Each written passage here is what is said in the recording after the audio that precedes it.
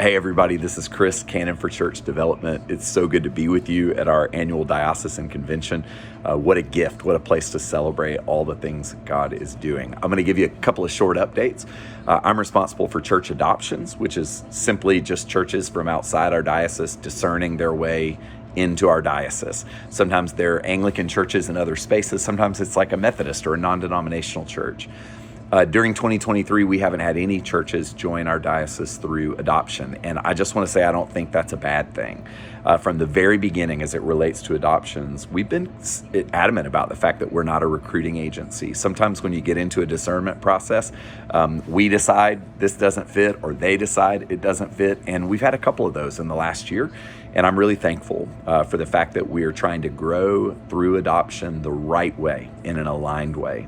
That being said, moving into 2024, we've got 5 maybe churches that are in serious spaces of discernment. 4 that are like really tracking with us, and an additional one that's just very early in the process.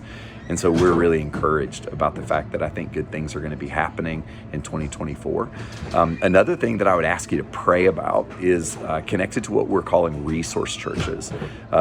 Rick Thorpe, who's the Bishop of Islington Church of England in London, recently wrote a book called Resource Churches, and Bishop Todd, Bishop Brian, and I have been looking at some of that work, and I'm going to be really prayerfully advancing some thought project around this idea of C4SO developing some resource church attitude.